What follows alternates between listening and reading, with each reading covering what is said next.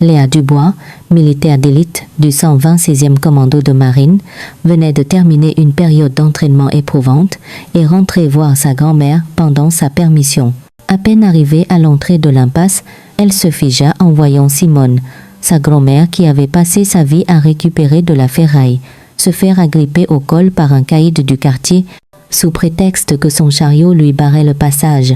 Sans hésiter une seule seconde, Léa se précipita et tordit le poignet du voyou, mais celui-ci, avec un sourire méprisant, se moqua d'elle, un geste qu'il allait amèrement regretter.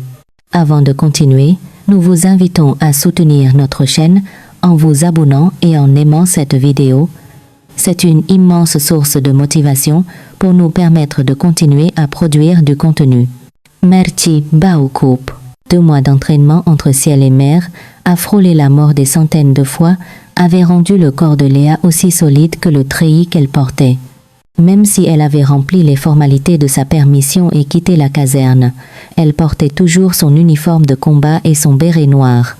Chaque fois que le soleil tapait sur l'insigne étoilé de son béret, elle sentait des regards curieux se poser sur sa nuque, mais elle n'y prêtait aucune attention. Dans sa tête, il n'y avait qu'une seule personne, Simone, celle qui avait chiné toute sa vie pour l'élever et lui donner des ailes. Elle venait de descendre de l'arrêt de bus et, en apercevant la cité familière, ses pas s'accélérèrent involontairement. Mais une berline noire rutilante, bloquant l'entrée, lui coupa la vue. Devant le capot de la voiture de luxe, le chariot de ferraille déglingué de Simone était coincé et renversé. Sa grand-mère, recroquevillée, tenait encore fermement la poignée du chariot.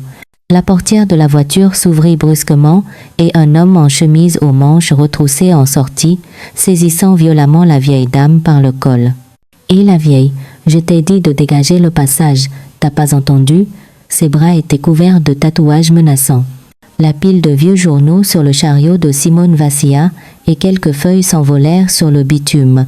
Léa sentit son cœur sur le point de sortir de sa poitrine.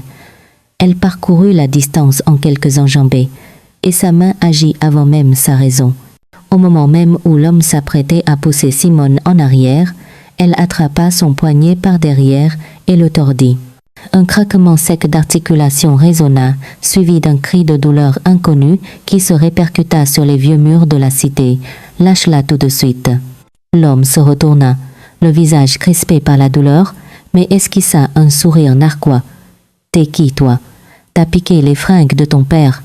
Il tenta de se dégager, mais les tendons de son poignet furent tordus encore plus profondément. La clé de bras, maîtrisée à la perfection après d'innombrables jours d'entraînement, était d'une efficacité redoutable. Simone tremblante murmura « Léa, laisse-le mon enfant, ne fais pas d'histoire !» Sa voix était à peine audible, mais le regard du voyou s'était empli de haine. 2 autres types tatoués descendirent de la voiture, une fumée de cigarettes âcre envahissant la petite ruelle. L'un sortit un marteau de sa poche, l'autre tenait une barre de fer menaçante. Léa prit une profonde inspiration, tira Simone derrière elle et l'entoura d'un bras protecteur. « Laisse-moi régler ça. » Sous son béret, son regard était aussi tranchant qu'un couteau, fixé sur la barre de fer. Les armes métalliques brillaient sous le soleil couchant, l'atmosphère tendue comme une corde de violon, prête à déchirer le bitume. Le premier homme balança la barre de fer à hauteur de sa taille.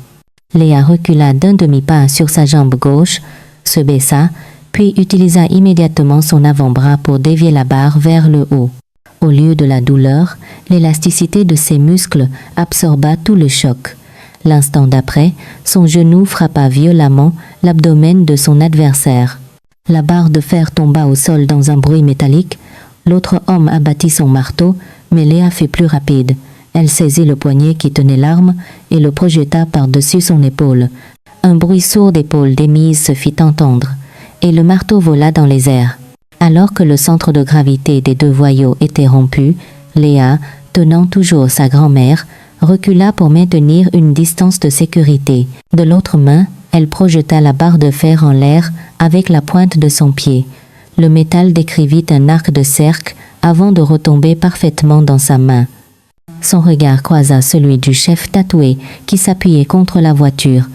Arrêtez-vous là si vous ne voulez pas être plus sérieusement blessé. L'homme ricana en soufflant une bouffée de fumée. Une gamine qui veut me faire la leçon. Il sortit un couteau à cran d'arrêt de sa poche. La lame froide jaillit, brillant sous le soleil comme un éclair. Léa calcula la distance entre la lame et son propre souffle, abaissant légèrement son béret. Son corps semblait se souvenir du sable du terrain d'entraînement, se préparant automatiquement à l'action suivante. Sa colonne vertébrale se courba légèrement comme un chat, ses doigts prêts à devenir des armes. Depuis les maisons de chaque côté de l'allée, les fenêtres s'entr'ouvrirent. Des regards retenaient leur souffle, personne n'osant intervenir. Dans un silence si total que même le vent semblait s'être arrêté, la lame noire finit par s'élancer. L'air de la ruelle fut déchiré. Au moment où la lame approchait, un scooter de livraison qui passait freina brusquement. Le livreur, derrière la visière transparente de son casque, comprit rapidement la situation et sortit son téléphone pour composer un numéro. La scène d'une femme militaire neutralisant seule une bande de voyous était une raison plus que suffisante pour appeler la police. Le chef des voyous regarda ces hommes gémir au sol, la main du livreur toujours sur son téléphone sans oser appuyer. Le couteau ensanglanté, la barre de fer et le marteau gisaient au soleil, l'affaire ne pouvait plus être étouffée. Finalement, il ravala sa colère, les tatouages dansent sur son cou, vibrant légèrement. Pour aujourd'hui, c'est réglé, dit à la vieille qu'elle a eu de la chance. Il aida péniblement ses hommes à remonter dans la voiture, mais Léa ne recula pas d'un pouce. Elle serra légèrement son bras, éraflé par le couteau, la tête haute, son béret noir comme un défi. Son regard déterminé semblait transpercer la nuque de l'homme. « La prochaine fois que tu touches à ma grand-mère, ce ne sera pas juste ton poignet. » En guise de réponse, le vrombissement du moteur de la voiture fit trembler toute la ruelle. La berline noire laissa un nuage de poussière derrière elle et disparut. Au milieu des voitures garées, des chuchotements commencèrent à s'élever derrière les rideaux et à travers les fentes des fenêtres. Des yeux mêlés de peur et de curiosité retenaient encore leur souffle, mais personne n'osait ouvrir sa porte pour sortir. Simone était toujours en train de ramasser minutieusement chaque journal tombé par terre. Ses petites mains tentaient de réarranger la pile de ferraille, puis elle s'appuya sur la poignée cassée de son chariot pour se relever et épousseter ses vêtements. Léa s'approcha pour l'aider à redresser le chariot, mais sa grand-mère essuya rapidement ses larmes. « Je ne me trompe pas ? Je viens vraiment de te voir frapper des gens ?» Léa sentit le tremblement de sa grand-mère et hocha la tête.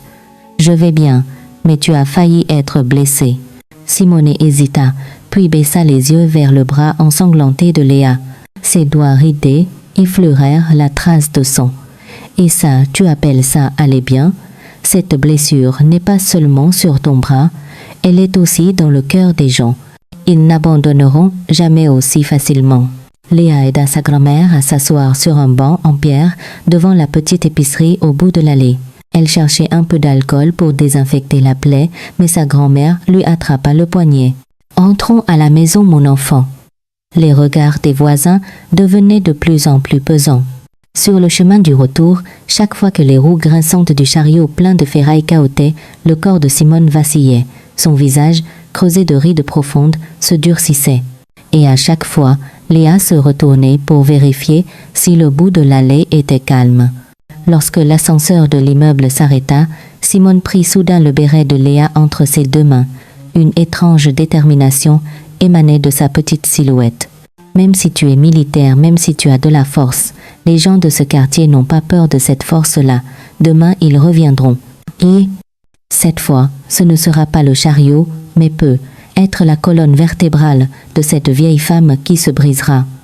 Léa rangea silencieusement ses gants de combat qu'elle avait retirés dans sa poche.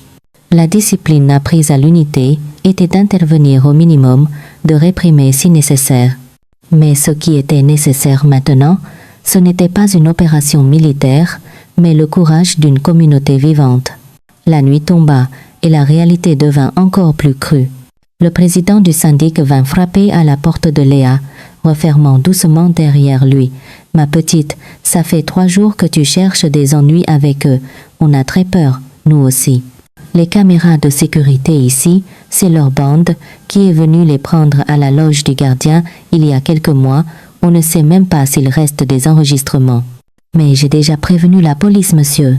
Tan Tin.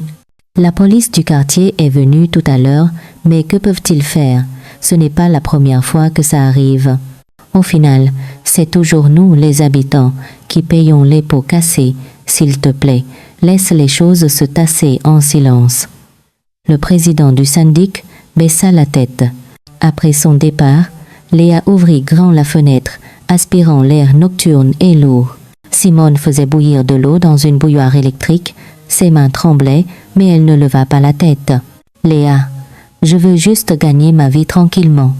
Si je fais des histoires, les gens du quartier auront peur des ennuis.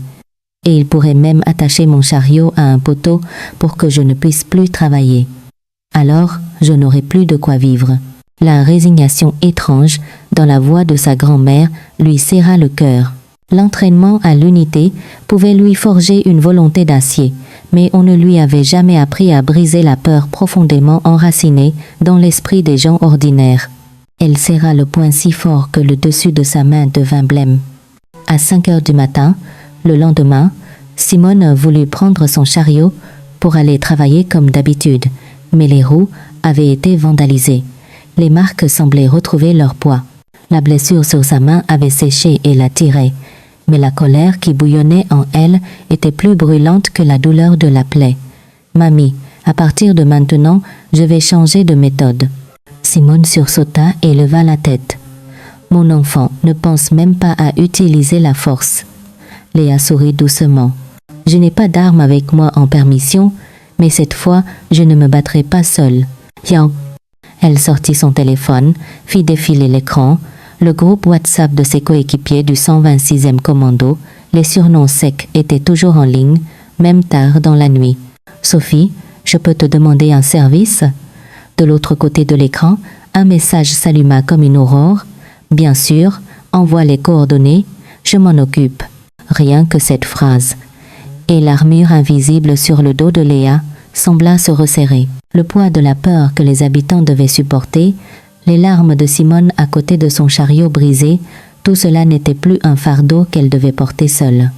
Il y aurait quelqu'un qui, au lieu d'utiliser des canons brûlants, rassemblerait des preuves froides et l'unité des habitants. Et celle qui savait comment faire cela n'était autre qu'elle. La lumière de l'aube pointait, mais dans l'obscurité, des pas lourds résonnaient encore quelque part dans l'allée. Léa tourna son béret noir vers l'ombre. Même sans rien voir, elle savait qu'il y avait quelqu'un là. Et la prochaine fois, celui qui tremblerait devant ses pas ne serait plus de son côté. Le brouillard nocturne dense recouvrait l'allée à l'aube. Simone, endolorie par son mal de dos, dormait mal, et Léa Dubois ne pouvait pas non plus fermer l'œil. Tout en attachant des piles de vieux papiers, sa grand-mère agitait la main, suppliant sa petite fille de ne pas déranger la police. Dans sa voix, il y avait la résignation et la pauvreté qui l'imprégnaient depuis des années. Léa épousseta le dos de la veste de sa grand-mère, mais son regard balayait sans cesse la cité. La rosée du matin perlait sur les fils réfléchissants de son uniforme militaire, mais ses nerfs n'étaient pas relâchés une seule seconde. Vers 9 heures du matin, la berline noire bloqua de nouveau l'entrée de la cité. La vitre se baissa et un homme tenant une enveloppe se dirigea vers la loge du gardien. Simone, jetant un œil discret à l'écran de télévision de la loge, vit le gardien accepter avec un grand sourire une épaisse liasse de billets de l'enveloppe. Elle se tourna vers Léa en claquant la langue. « Tu vois, ils utilisent l'argent pour acheter le silence. » Au moment où le gardien prenait l'argent, l'écran de la caméra de sécurité clignota soudainement avant de devenir noir. Quelqu'un avait délibérément débranché le câble d'alimentation. Léa sortit un petit carnet de sa poche. Ligne de communication contrôlée, angle mort de vision, sujet potentiellement impliqué. Elle se remémorait les règles du combat urbain, apprises à l'unité, mais à peine avait-elle écrit quelques mots que Simone lui tapota doucement le dos de la main. « Ne creuse pas pour rien, ma petite. Les gens d'ici, tout le monde doit fermer les yeux pour survivre. » Les paroles de sa grand-mère résonnèrent étrangement à ses oreilles. Cela signifiait qu'un réseau plus vaste, quelque chose que la force brute ne pouvait résoudre, pesait sur tout ce quartier résidentiel. À midi, Kim, la propriétaire de l'épicerie, appela Léa en tremblant. Elle avait découvert les mots « Ferme-la » peints en rouge vif sur le rideau métallique de son magasin. Lorsque Léa prit une photo de l'inscription avec son téléphone, le visage de Kim était pétrifié par la peur. Devant le centre de soutien scolaire de ma fille, il y avait aussi un inconnu qui traînait. L'inquiétude des habitants se propagea comme une rumeur, mais personne n'osait prononcer le vrai nom. Léa sentit que toute la cité tremblait en même temps, avant même que le poing géant ne s'abatte. Le soir, un avertissement plus flagrant fut envoyé. Un cocktail Molotov fut lancé directement sur le tas de ferraille que Simone avait péniblement collecté. L'odeur âcre de l'essence se répandit dans l'allée déserte. Le feu prit rapidement et les vêtements séchant sur les cordes à linge furent instantanément carbonisés. Léa se précipita, attrapa la lance à incendie et arrosa le chariot en flammes. Même le bidon en plastique vide avait fondu, laissant une traînée rougeâtre. Simone ramassait les morceaux de papier calcinés, sanglotant. « Comment je vais faire pour ramasser de la ferraille maintenant ?» Elle marmonnait en essuyant la suie sur ses mains. Léa sentit son cœur se briser. Elle serra les poings, non par discipline, mais par une rage pure. Il fallait attraper les chefs de cette bande à la racine avant que les habitants ne se taisent à jamais. C'était la tactique, et aussi la seule voie de survie dans cette bataille. Tard dans la nuit, Léa appela sa coéquipière, Sophie Martin. « Sophie !» Alors que Léa s'apprêtait à partir, une voix grave retentit du fond du couloir. « Attendez une minute. » C'était le capitaine Jean-Luc Moreau, un enquêteur en civil. Il conduisit silencieusement Léa vers l'escalier de service. « La voie officielle est bloquée. Le loup, c'est une épine dans notre pied que nous n'arrivons pas à retirer depuis des années. » Léa tenta un sourire forcé, mais les coins de ses lèvres tremblaient. Le capitaine Moreau lui tendit un papier. « Voici l'adresse du casino et une carte des angles morts des caméras de leur entrepôt de drogue.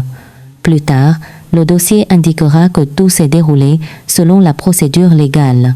Mais la méthode ne sera pas une simple arrestation. » Il chuchota la dernière phrase comme s'il avalait chaque mot. « En échange, je superviserai l'ensemble du dossier interne du commissariat. » Léa s'appuya contre la rampe de l'escalier, déplia le papier. 3 cercles rouges, 2 triangles bleus. Tous ces endroits fermés à minuit et déplaçaient l'argent liquide et la drogue vers un autre entrepôt à 3 heures du matin. Un itinéraire extrêmement bien calculé. Mais si l'on connaissait ce moment, c'était aussi une faille pour tendre un piège. Elle suivit l'itinéraire du doigt, élaborant mentalement un plan d'action. « Ça se terminera en silence, sans que les civils soient affectés, » dit Léa. Le capitaine Moreau eut un sourire amer. « Quand vous, les commandos, parlez de silence, c'est là que c'est le plus effrayant. Mais d'abord, votre grand-mère doit être mise en sécurité. Peut être que ce sont les habitants de cette cité qui doivent d'abord changer de position. » Sur le chemin du retour, son reflet dans la fenêtre du couloir lui parut étrange. Le regard sous son béret avait une froideur qui n'apparaissait que sur le champ de bataille. Ses lèvres bougèrent légèrement, comme si elle se parlait à elle-même. Cette fois, l'histoire sera écrite par les résultats, pas par la procédure. Debout sur le toit terrasse de l'immeuble, les lumières nocturnes de la ville se mêlaient à la lueur blafarde de l'aube. Sous ce ciel sans couleur, Léa chargeait sur ses épaules la peur des habitants qui avaient perdu confiance. Et comme si elle traçait la première ligne de front, elle prit une profonde inspiration. À 1h du matin, un message crypté de Sophie arriva. Localisation du serveur de blanchiment d'argent extraite. 2h40 à 3h10 demain matin, confirmation du déplacement de l'argent et de la drogue, entrepôt 3. À la fin du message, au lieu d'un cœur, il y avait un bouclier. Léa sourit légèrement. D'ici à ce qu'elle puisse entendre le pouls de sa cible dans chaque respiration, elle se fondrait dans la nuit, vérifiant ses muscles et son équipement. Son cœur murmurait déjà. Demain matin, le béret noir brillera à nouveau dans l'odeur du sang. Il a commencé à pleuvoir vers 11h du soir. L'odeur métallique de la pluie mêlée à la poussière rendait l'air lourd. Léa Dubois était assise sur un banc dans le parc derrière la cité. Le capuchon de son sweat rabattu, calme à chaque seconde. La coupure de couteau, sous le bandage élastique sur son bras, lui lançait parfois une douleur vive, mais son rythme cardiaque restait aussi calme qu'un lac sans rides. Quand l'aiguille de la montre indiqua 2 heures du matin, l'écran de son téléphone vibra légèrement. Il commence à bouger. Entrepôt 3, porte arrière, 2 camions. C'était le message crypté de Sophie. Au même moment, le bruit d'un moteur diesel poussif résonna du bout de l'allée. Léa se leva lentement du banc, sa silhouette comme cachée sous un parapluie. Le béret noir était dissimulé à l'intérieur de son sweat à capuche imperméable. Ses yeux perçaient la nuit grise, suivant les feux arrière du camion. Lorsque le camion freina dans un crissement et tourna dans la petite rue étroite à côté du poste de transformation, elle retira sa capuche et appuya sur le micro émetteur attaché à son oreille. « Sophie, j'y vais. » L'entrepôt 3 était un hangar en tôle, coincé entre une casse automobile et un entrepôt de logistique en périphérie de la ville. Le jour, il se camouflait en dépôt de bois de récupération. Mais la nuit, c'était un entrepôt pour l'argent liquide des casinos et la drogue. Derrière l'entrepôt se trouvait une voie ferrée abandonnée. Les mauvaises herbes hautes cachaient le passage. Léa écarta les herbes qui lui arrivaient aux genoux, passa sous un ponceau et se colla sous le conduit de ventilation du mur arrière. La voix de Sophie résonna dans l'oreillette. 5 cibles sur l'imagerie thermique, salle des coffres au centre, nom de code épervier, le flanc est sécurisé. Léa sortit une mini-meuleuse et dévissa une à une les vis de la grille de ventilation. Un air moisi mêlé à une odeur d'huile de moteur s'en échappa. Elle se glissa à l'intérieur du conduit. L'espace était si étroit qu'il en était oppressant, mais elle rampa calmement. Au bout du conduit, elle laissa descendre une corde et atterrit en douceur sur un balcon métallique à l'intérieur. En bas, des sacs noirs remplis de liasses de billets étaient alignés. Un écran de surveillance sur le mur affichait les images des caméras. Quelques hommes, probablement des responsables, vérifiaient des registres. À côté d'eux, quelques caisses entr'ouvertes laissaient entrevoir une poudre blanche. Léa posa un pied sur la balustrade et glissa le long de la corde. Elle n'avait pas encore touché le sol que le garde, se tenant le ventre, chancela. Il tenta de sortir son pistolet de sa ceinture, mais la main droite de Léa appuya sur le canon. La gâchette fut pressée. Une détonation se ficha dans le sol en béton. Comme un symbole, la peur dans les yeux du garde s'évanouit. Immédiatement après, son genou frappa son menton et il bascula en arrière avec sa chaise. À l'intérieur de la salle des coffres se trouvait un coffre-fort mécanique et 2 armoires de serveurs. Sophie brancha un disque SD externe au câble du serveur pour copier les données, tandis que Léa tournait la molette du coffre-fort. Utilisant la méthode de discrimination tactile apprise à l'unité, elle venait de trouver le 4e chiffre, lorsque le rideau métallique à l'avant de l'entrepôt s'ouvrit brusquement dans un grand fracas. Des phares jaunes aveuglants illuminèrent l'intérieur. Le loup apparut, sa blessure encore fraîche, un sourire crispé sur le visage.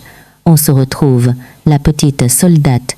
4 de ces hommes sautèrent du camion, armés de battes de baseball et de barres de fer. Parmi eux se trouvait celui à qui Léa avait brisé le poignet 3 jours plus tôt. Son poignet était toujours bandé, mais son regard était empli d'une méchanceté féroce. Le coffre-fort s'ouvrit avec un déclic.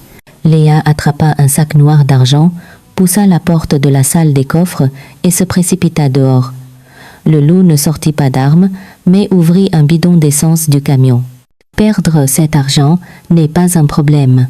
Brûlons cet entrepôt et les registres, toutes les preuves disparaîtront. L'essence se répandit sur le sol, dégageant rapidement une odeur fétide comme le sang. Léa s'arrêta, Sophie cessa également de copier les données, leurs regards se croisèrent. Dans les yeux du loup brillait une lueur de folie. « Je vais tout réduire en cendres, comme le tas de ferraille de ta vieille. Essaie de m'arrêter. » Il alluma un briquet. Sophie sortit de sa poche une grenade assourdissante miniature. Elle la lança. La grenade explosa en l'air, produisant un son et une lumière éblouissants comme un éclair. Le loup plissa les yeux et laissa tomber son briquet. Par réflexe, Léa se jeta en avant. Juste au moment où la flamme du briquet allait atteindre la flaque d'essence, elle l'éteignit avec la semelle de sa botte militaire. Au même moment, l'homme à la barre de fer devant elle s'élança, abattant son arme sur la tête de Léa. La barre frôla sa tête. Elle se baissa aussitôt, attrapa le manche de l'arme et projeta l'homme par-dessus son épaule. La barre se planta dans le béton et le voyou, se tenant le coude, roula au sol en hurlant. Un autre homme brandit une batte. Léa para le coup avec son coude, puis fonça sur lui assénant un coup de poing gauche au menton. L'affrontement dura moins de 3 secondes, mais le loup avait déjà répandu de l'essence partout et gratté une allumette. À peine la flamme jaillit-elle que Sophie attrapa la lance à incendie sur le mur et ouvrit la vanne. Le puissant jet d'eau rugit, engloutissant les flammes. Le loup jura, recula pour éviter l'eau et fit un signe de tête à l'homme au poignet bandé. Celui-ci sortit un pistolet calibre 38 de sa poche. À peine le canon brillatait, que Léa attrapa la porte de la salle des coffres et l'utilisa comme bouclier. 3 coups de feu retentirent, les balles s'écrasant contre le métal dans un bruit strident. Du coin opposé, le capitaine Moreau et son équipe d'intervention firent irruption, mais la situation dans l'entrepôt restait extrêmement dangereuse, les preuves et les otages étant mêlés.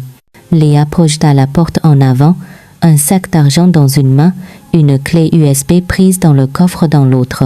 Le loup regarda autour de lui, cherchant à s'enfuir par la sortie de secours. Léa glissa sur le sol trempé et fonça sur lui, le percutant à la poitrine avec son épaule. Ils roulèrent tous les deux dans la flaque d'essence, la boîte d'allumettes lui échappant des mains. Alors que le loup tentait de sortir un briquet de rechange de sa poche arrière, le genou de Léa appuya fermement sur son pouce. Le briquet tomba au sol. Le capitaine Moreau se précipita pour le menotter. Le loup, chancelant sur le sol couvert d'eau et d'essence, ne put que cracher des injures désespérées.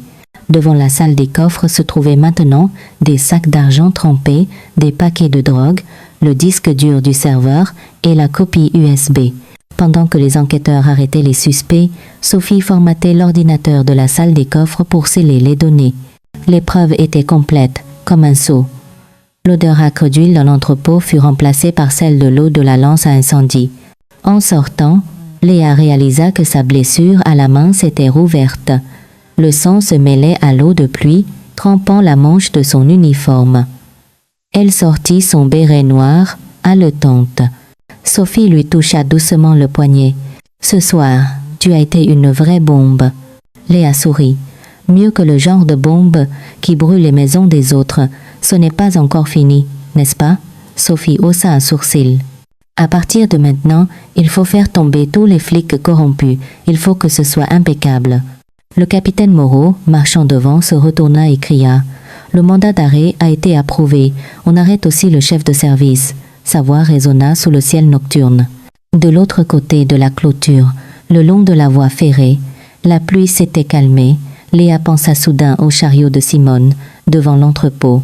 Un espoir, pour la première fois, naquit en elle, qu'un jour, ses roues rouillées seraient lavées par cette pluie et non par le feu, et qu'elle roulerait en douceur. Comme pour confirmer cet espoir, Léa se retourna et leva les yeux vers le ciel noir. La pluie avait cessé. À travers une trouée dans les nuages, quelques étoiles pâles apparurent. Le vent avait tourné. Le brouillard nocturne flottait comme de basses vagues sur le bitume. 2h30 du matin, Léa Dubois ajusta son béret noir et se dirigea vers la casse derrière la cité. Passé le mur de béton en bas de la pente, se trouvait l'entrepôt 3 où le loup et ses complices transportaient l'argent liquide et la drogue à seulement 300 mètres. Le périmètre extérieur était étonnamment lâche. Les caméras illégalement installées ne pouvaient pas couvrir tous les angles morts et les cheminées et conduits de ventilation derrière l'entrepôt n'étaient même pas éclairés par des lumières de sécurité. Léa appuya sur son micro émetteur pour vérifier la position de Sophie, sa coéquipière avec qui elle devait agir. En guise de réponse, un sifflement court et grave retentit dans les airs. Sophie était sur le toit de l'entrepôt, contrôlant 2 petits drones. Une LED rouge clignota en guise de signal, un point laser infrarouge balaya le mur puis s'arrêta au-dessus du rideau métallique droit. C'était l'emplacement de l'interrupteur général. Le délai convenu entre elles était de 5 secondes. Léa s'agrippa au tas de ferraille et commença à escalader le mur. Chaque fois que la pointe de sa chaussure trouvait une prise, ses muscles de bras lui lançaient une douleur vive. Mais la sensation de préhension, forgée par des exercices rigoureux à l'unité, lui permit de tenir bon. Arrivée sur le toit, elle vit un chariot élévateur, sans conducteur, garé dans la cour arrière. Un moyen de transport si silencieux était le prélude à une livraison à l'aube. Devant la porte métallique à l'intérieur de l'entrepôt, la lueur d'une cigarette s'alluma. Un ouvrier jurait au téléphone. Le patron a dit d'ouvrir seulement la porte arrière. Pourquoi couper le courant? Si le système d'arrosage se déclenche, tout sera foutu. Il écrasa sa cigarette, sortit une clé et entra. La porte non verrouillée s'entr'ouvrit, laissant s'échapper un courant d'air chargé d'une odeur de graisse. Léa se colla au mur et se glissa à l'intérieur. Derrière des piles de carton se trouvaient des bacs en plastique rouge et des sacs d'argent gris empilés. Chaque bac portait une étiquette « Produits chimiques » surmonté de 2 autocollants plus vieux qu'une balle. L'un pour les matières inflammables, l'autre pour les substances toxiques. Combinés à des produits chimiques volatiles, toute la zone pouvait être plongée dans une fumée toxique. C'est pourquoi le loup devait transporter la marchandise à l'aube. Léa retint son souffle, essayant de calmer son rythme cardiaque. La voix chuchotée de Sophie résonna dans son oreillette. « Je coupe le courant. La cible va changer son angle de vue. » Un signal bref. Au même moment, les lumières de l'entrepôt clignotèrent puis s'éteignirent. Dans l'obscurité, des jurons retentirent. Des faisceaux de lampes de poche balayèrent l'espace. Vite, couvrez la marchandise. Un homme, utilisant la lampe de son téléphone, courut vers le local électrique. Au moment où il ouvrit la porte, Sophie, perchée sur une poutre, laissa tomber une petite clé à molette. Le bruit métallique résonna dans le couloir. L'homme, par instinct, leva la tête. Pendant ce temps, Léa, armée d'un souffleur à air qu'elle avait caché derrière le chariot élévateur, se précipita dans le couloir. Le souffleur, alimenté par une batterie au lithium, émit un sifflement strident, projetant un puissant courant d'air à l'intérieur de l'entrepôt. Simultanément, Sophie utilisa un drone pour approcher un dispositif chauffant près du capteur du système d'arrosage. Le changement soudain de température et le fort courant d'air perturbèrent le capteur, désactivant temporairement le système d'extinction automatique. C'était un plan inversé, provoquer une fausse panique pour empêcher les hommes à l'intérieur d'évacuer à temps, alors que les hommes, à la fois curieux et effrayés, cherchaient une issue avec l'argent liquide. Léa avait déjà détaché la poignée d'une mallette et y avait inséré un traceur GPS. La mallette piégée fut cachée sous le godet d'une pelleteuse. Sous le tapis roulant en face, une micro-caméra envoyée par Sophie avait été installée. Les images en temps réel étaient doublement enregistrées via un canal de cryptage militaire. Le travail ne prit qu'environ 5 minutes, mais la tension sembla durer des heures. Lorsque le responsable du site découvrit l'erreur du capteur et rétablit le courant, le système d'arrosage, précédemment désactivé, clignota puis se redéclencha. L'eau jaillit en abondance, mouillant les bacs de produits chimiques volatiles. Les ouvriers, hurlant, se précipitèrent vers la porte arrière. À ce moment précis, du côté de la clôture avant de l'entrepôt, un bruit de moteur froid se fit entendre. Le camion bâché qu'elle avait repéré dans l'après-midi était arrivé. L'homme descendit du siège conducteur, ajusta son sac à dos et cria « Le patron est là !» La portière d'une berline noire s'ouvrit. Le loup apparut. Il avait une cicatrice sombre sur la tempe gauche. Léa, debout dans l'ombre d'un conduit de ventilation, serra les poings. Le plan initial était de terminer l'infiltration à la 2e phase et de se replier, mais l'arrivée inattendue du loup compliquait la situation. Sophie, sur le toit, avait remarqué le changement de bruit de moteur et envoyé un signal de repli, mais Léa ne recula pas d'un pas. La présence du loup signifiait qu'il allait déplacer une grande quantité de marchandises immédiatement, et se retirer maintenant risquait de révéler le traceur. Léa descendit en se faufilant entre les conduits de ventilation. Le sol était trempé par l'eau du système d'arrosage, mais chacun de ses pas était équilibré, comme si ses muscles avaient mémorisé le mouvement. Le loup s'approcha du chariot élévateur, injuriant ses hommes, déplacer ses caisses dans le camion. Si l'odeur se répand avant d'arriver à l'incinérateur, on est tous morts, compris? Sa voix était comme le grondement d'une bête féroce. Profitant de ce moment, la porte du local électrique à l'arrière s'entr'ouvrit. Le capitaine Moreau, comme convenu, s'infiltra discrètement pour recueillir des preuves. Tout l'entrepôt semblait figé dans une tension palpable. Les forces en présence n'étaient que de 4 personnes, tandis que le loup en avait près de 10.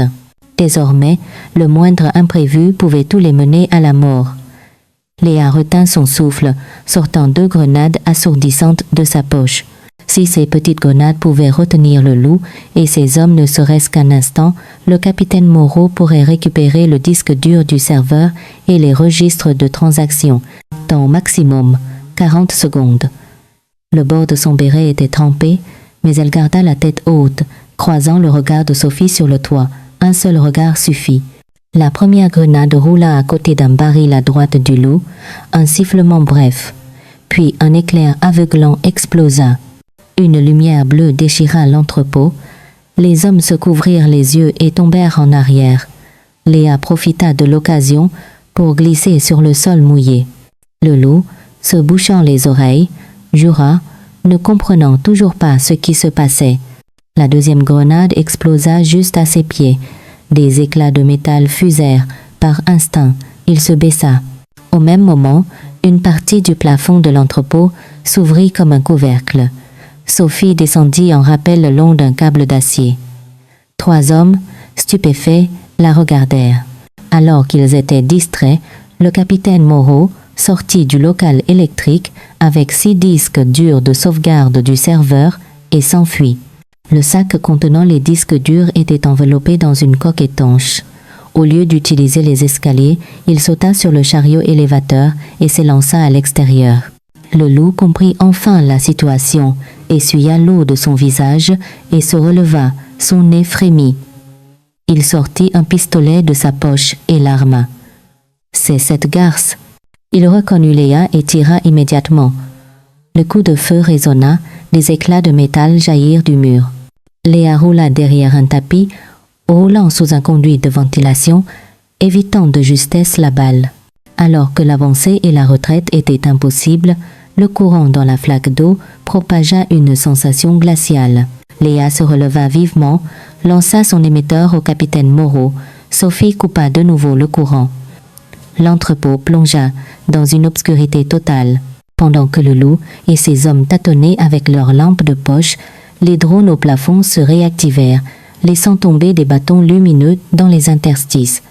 La lumière clignotante, comme des éclairs provenant de dizaines d'endroits, provoqua une cécité quasi totale.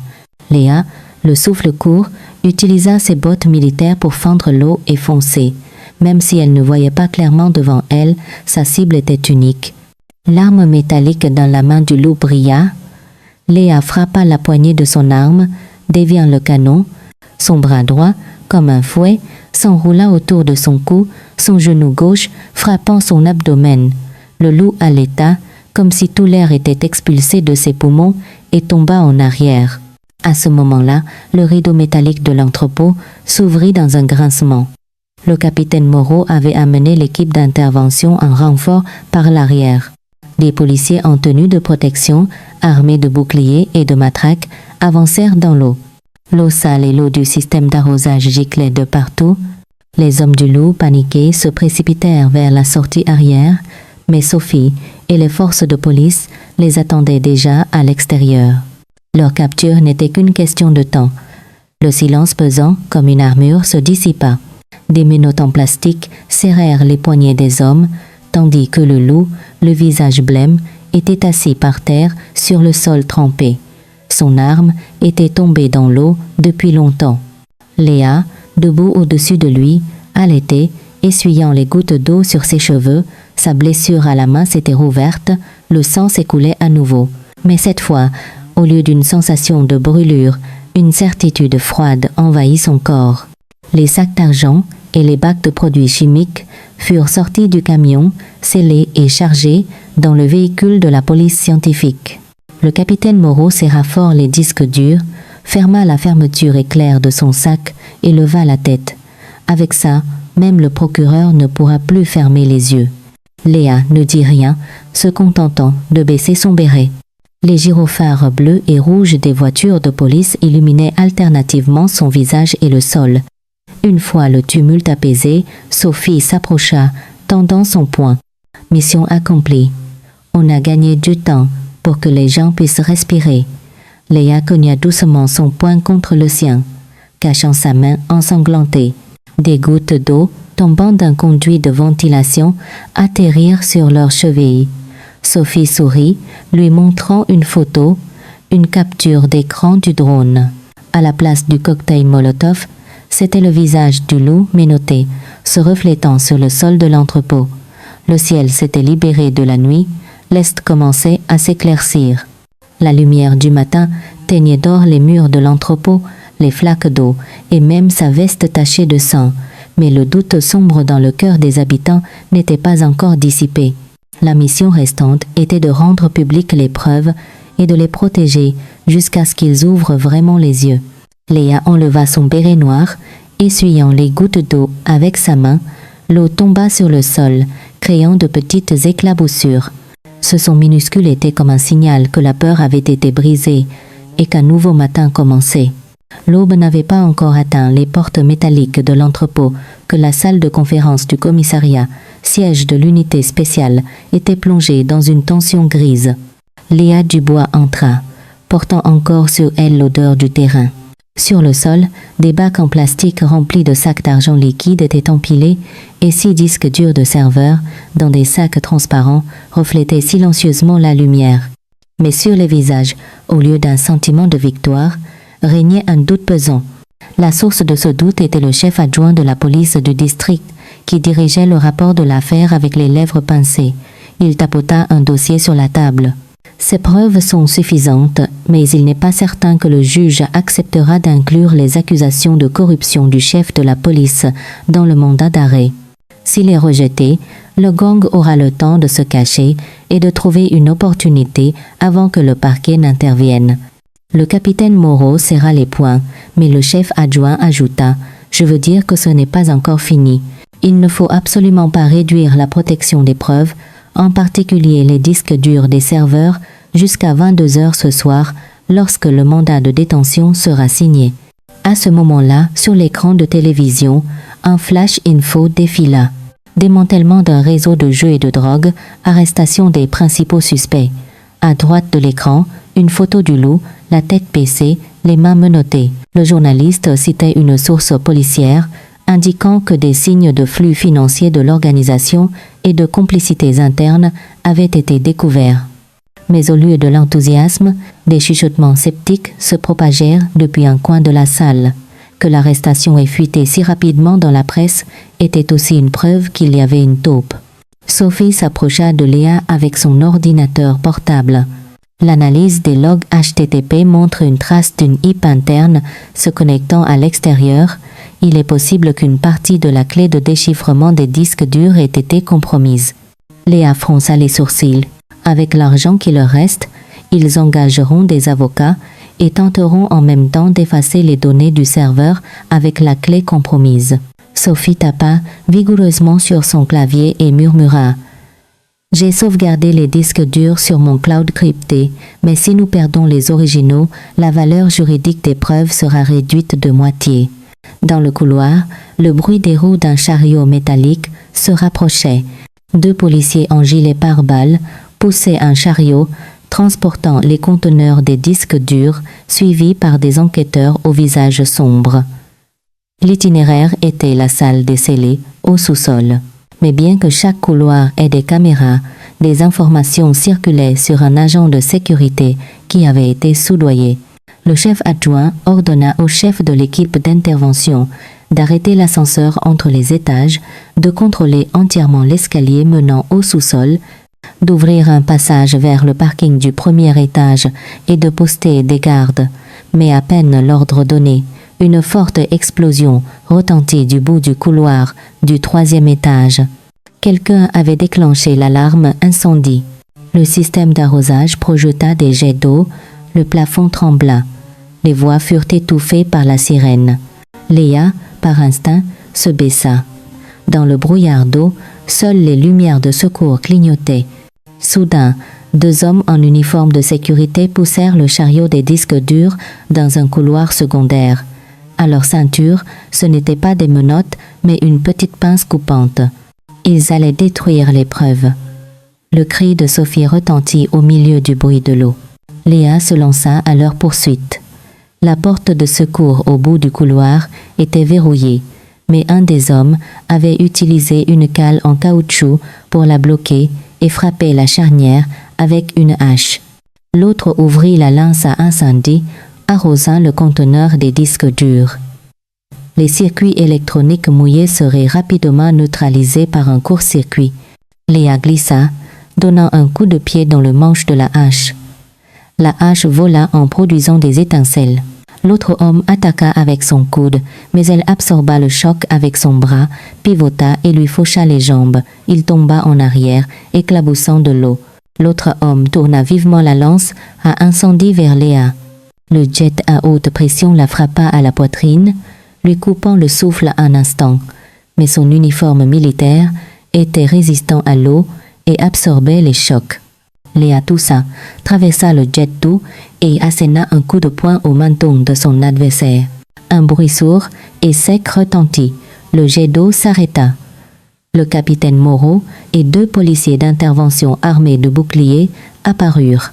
Il ferma rapidement la vanne d'incendie et cria « Les disques durs sont intacts, le couvercle du conteneur est toujours scellé, mais une éraflure causée par la pince coupante laissait entrevoir une ouverture. » Sophie accourut, enveloppa le tout dans une protection étanche et dit à voix basse « 2 voyants sont éteints, une partie du circuit est mouillée.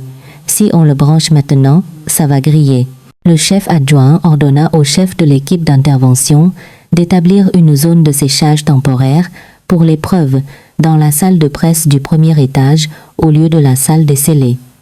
La salle de presse était constamment sous surveillance vidéo, ce qui pouvait au moins empêcher des actes de sabotage audacieux, mais un capitaine qui se dirigeait vers le bureau du chef de la police reçut soudain un appel, son visage devint livide. « Le chef de la police veut me voir un instant, il demande de suspendre le déplacement des disques durs. » Le visage du chef adjoint se décomposa.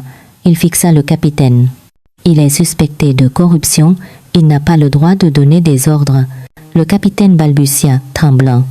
Il a reçu un appel d'un avocat influent. Ils disent que rendre publique l'image du lieu de stockage des preuves est une violation des droits de l'homme. Un silence glacial envahit le couloir. La frontière entre amis et ennemis devenait floue. Léa, les yeux fatigués et en colère, leva les yeux au plafond. La lumière des néons se brouillait derrière les traces d'eau. Quand il devient difficile de distinguer si un ordre est légitime ou un nouveau complot, la dernière règle qu'elle avait apprise à l'unité lui revint à l'esprit. Dans une impasse, celui qui décide n'est pas le responsable, mais le commandant sur le terrain. Léa s'approcha du chef adjoint. À partir de maintenant, placez les preuves dans un lieu contrôlable et diffusez l'ensemble du processus en direct à la télévision. Le chef adjoint plissa les yeux. « Vous voulez dire que je dois ouvrir les portes à la presse ? » « Exactement. Pour que les flics corrompus n'aient plus où se cacher. Laissez les médias devenir les surveillants vivants. » Finalement, une salle de presse temporaire fut installée dans le hall du commissariat et une décision sans précédent fut prise. Placer les disques durs dans une armoire de séchage scellée et diffuser les images de la caméra 24 heures divisées par 24 à la presse. Lorsque les journalistes affluèrent, les agents de sécurité impliqués tremblèrent et les fonctionnaires soupçonnés de protection se hâtèrent de partir. « Rien que cette scène suffit à inonder les réseaux sociaux du hashtag nettoyage interne. Mais le soleil n'avait pas encore atteint son zénith qu'une autre crise éclata.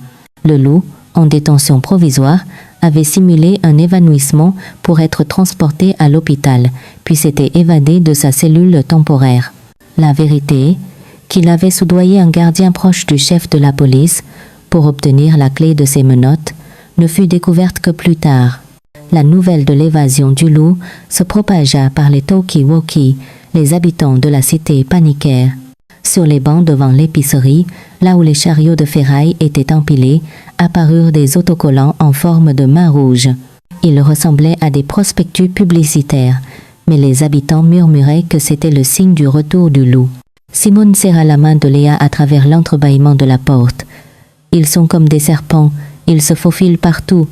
Quoi qu'on fasse, ils finissent toujours par s'en sortir. Léa laissa échapper un souffle tremblant. Cette fois, ils s'en prennent à la vie des gens, pas seulement à la vôtre. Si tout le monde continue de fuir, ils nous dévoreront tous. Elle s'assit à côté de la roue cassée du chariot, redressant lentement un rayon tordu, comme si elle élaborait un plan de bataille. Ce soir-là, une trentaine d'habitants se rassemblèrent sous l'auvent du local associatif dans la petite aire de jeu de la cité.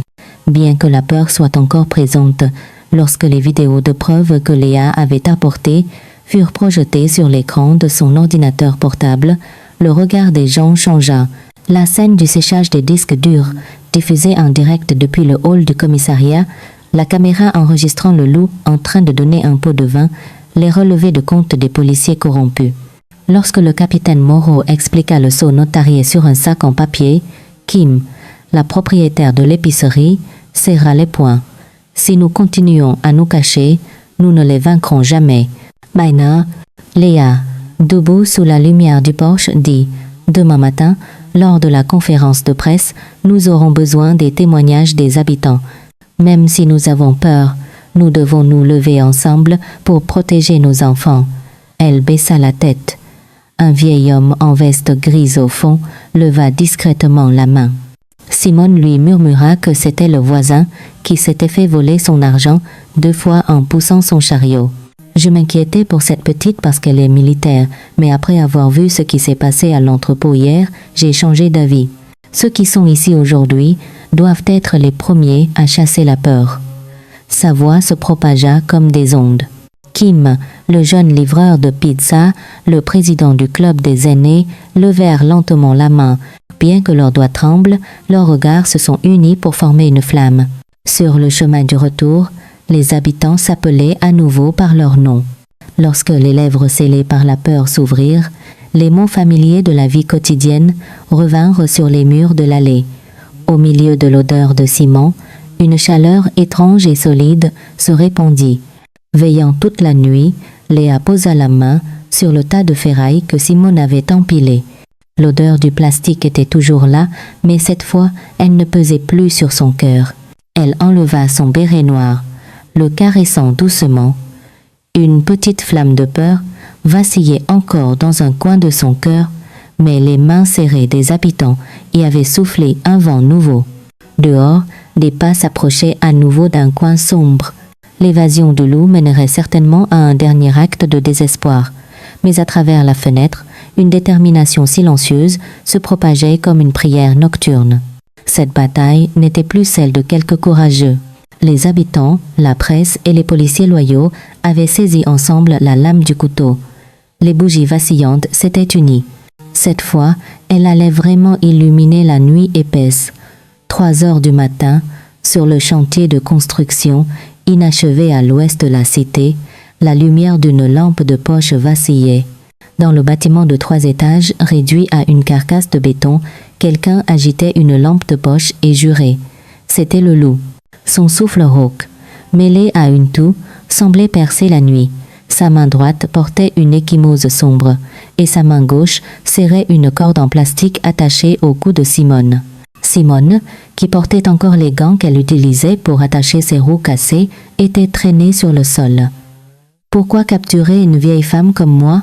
Sa voix tremblait. Le loup ricana, lui tirant les cheveux. C'est à cause de ta petite fille que ma vie est foutue. Il faut bien que quelqu'un l'accompagne pour que ce soit équilibré. Le vent faisait claquer la bâche qui couvrait un mur, des barres de fer cliquetaient sur le sol en béton. 2 bidons de 20 litres de kérosène volés à une station-service et un chiffon imbibé d'essence en forme de croissant à moitié brûlé gisaient là. Dans un coin, la corde et le ruban adhésif utilisés pour l'enlèvement étaient éparpillés.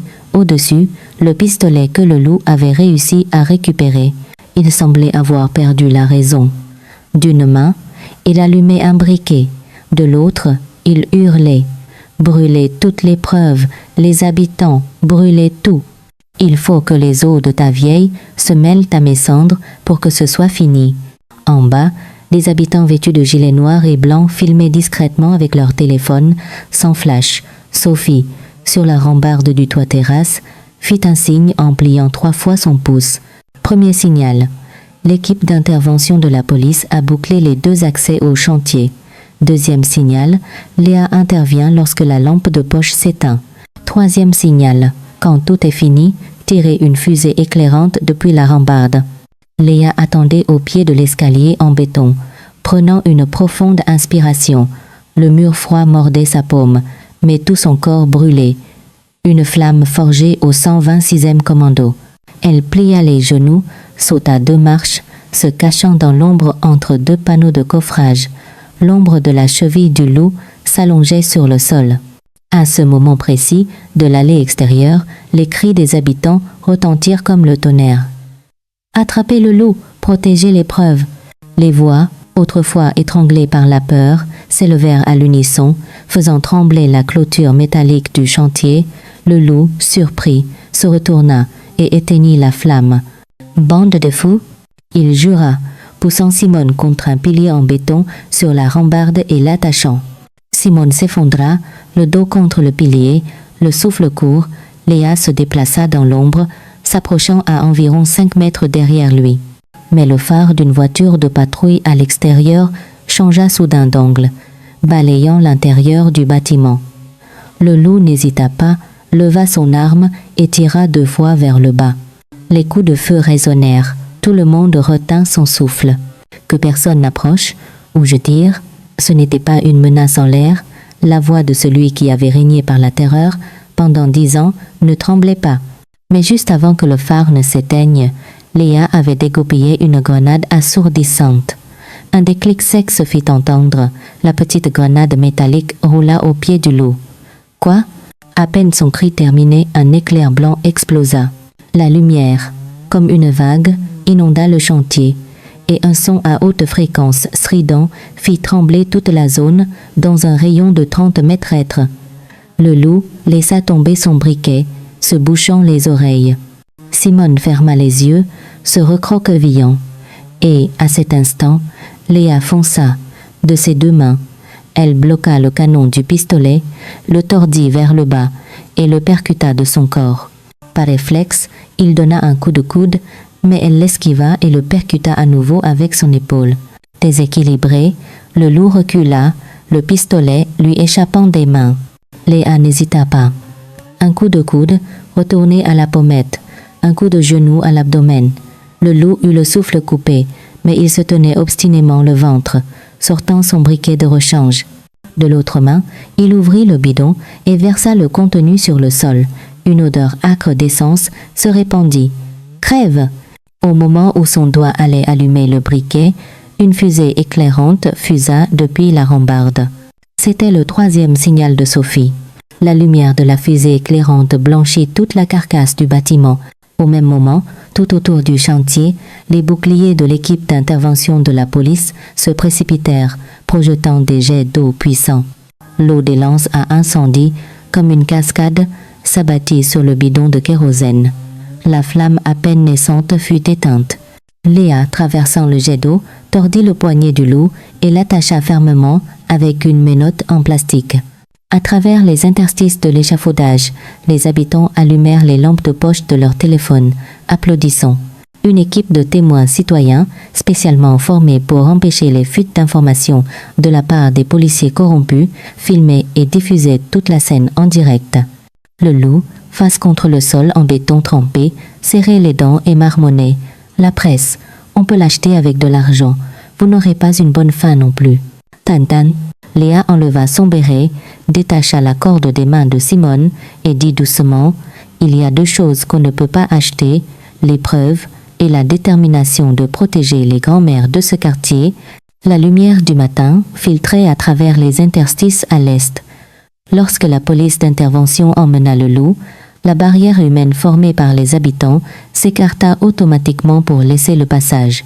Dans leurs yeux, il n'y avait plus de peur, seulement un criminel sans issue et une communauté qui venait de retrouver sa voix. Simone se leva en tremblant. Léa se hâta de soutenir sa main, encore couverte des callosités épaisses dues à la poussée du chariot. « Reposez-vous un peu, mamie, » dit doucement Léa. Simone riait et pleurait en même temps. Je suis toujours là. » Sous les micros des journalistes tendus, le capitaine Moreau déclara d'une voix forte « À partir de maintenant, le loup et les policiers corrompus impliqués seront poursuivis pour crime organisé.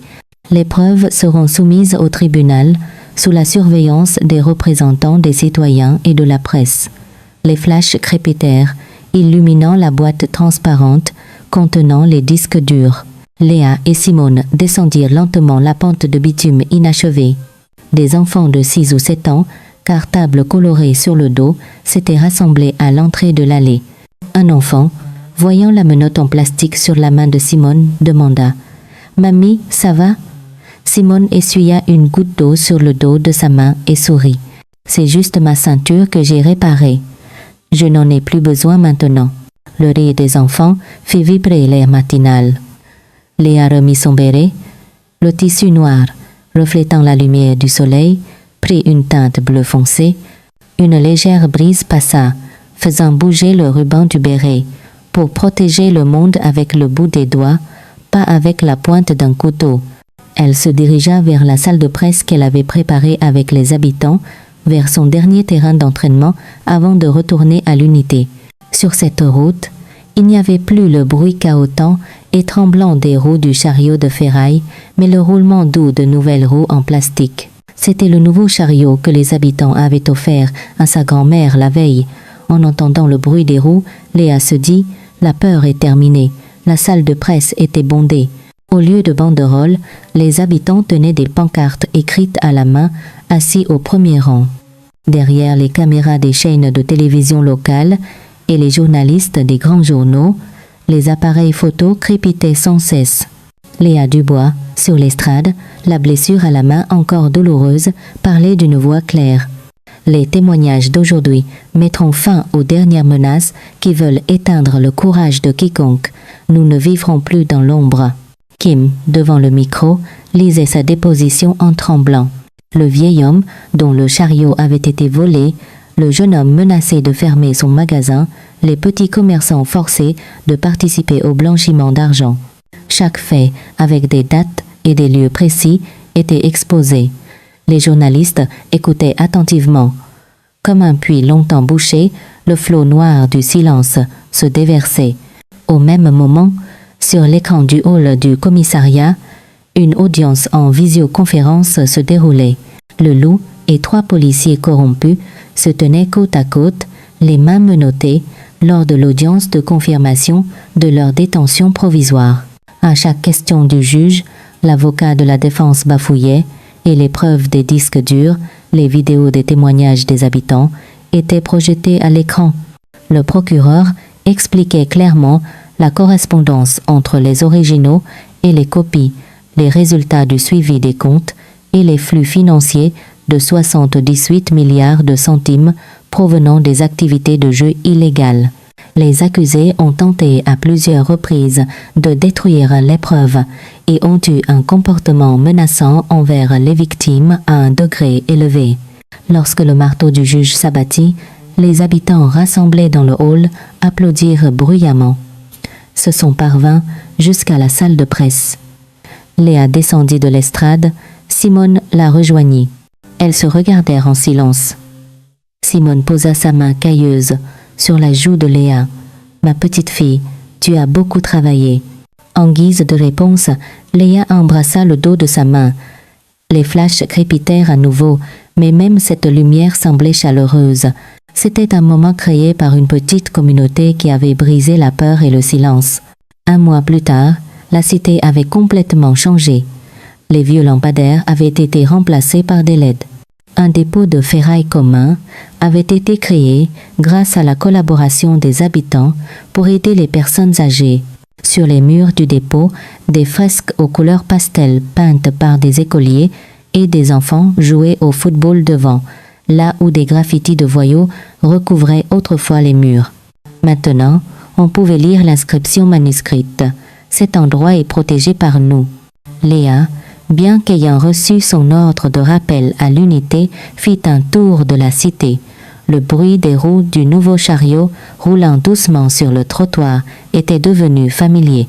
Simone ne ramassait plus de ferraille, mais chaque matin, elle poussait son chariot en promenade, triait les objets recyclables et les apportait au dépôt commun. Les enfants venaient l'aider à attacher les paquets et les jeunes commerçants contactaient les centres de recyclage pour organiser les collectes. Le travail pénible était devenu une partie de la vie communautaire. Lorsque Léa prit ses affaires pour partir, Simone lui tendit une petite boîte de nourriture, du pâté, du jambon et des cornichons maison. La nourriture de l'armée, même si elle est bonne, ne vaut pas celle de la maison, mon enfant. Léa sourit. Au lieu d'un salut militaire, elle joignit les mains en signe de remerciement. Les habitants l'accompagnèrent jusqu'à l'arrêt de bus. Kim lui donna un petit carnet. C'est le répertoire d'urgence de notre quartier. S'il arrive quelque chose de vraiment dangereux, nous agirons aussi comme des commandos. L'écriture était maladroite, mais les noms devant chaque numéro de téléphone brillaient comme des larmes. Ce petit carnet était une autre unité que Léa devait protéger. Lorsque le bus démarra, les enfants lui firent signe de la main en criant « Hé, Madame Béret, reviens nous voir !» Le béret noir reflétait le ciel du quartier à travers la vitre du bus, brillant d'un bleu profond. Par la fenêtre, le dépôt de ferraille, le chantier de construction défilèrent. Il n'y avait plus d'autocollants en forme de main ou de graffiti rouge, mais la couleur saine de la brique et l'odeur du dîner s'échappant de chaque fenêtre. Lorsque le bus tourna sur la grande route, Léa jeta un dernier regard par-dessus son épaule. Simone se tenait au loin, appuyée sur la poignée de son chariot. Le vent soulevait légèrement le bas de sa veste. Ce petit mouvement, à la place de la peur autrefois enfouie sous les tas de ferraille, portait désormais le poids d'une vie transformée en callosité. Léa serra doucement son sac à dos militaire.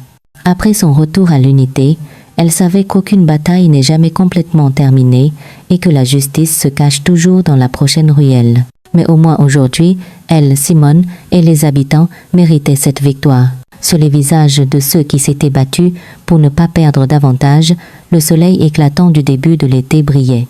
Sous cette lumière, le béret noir, légèrement sali, était comme une aile d'oiseau.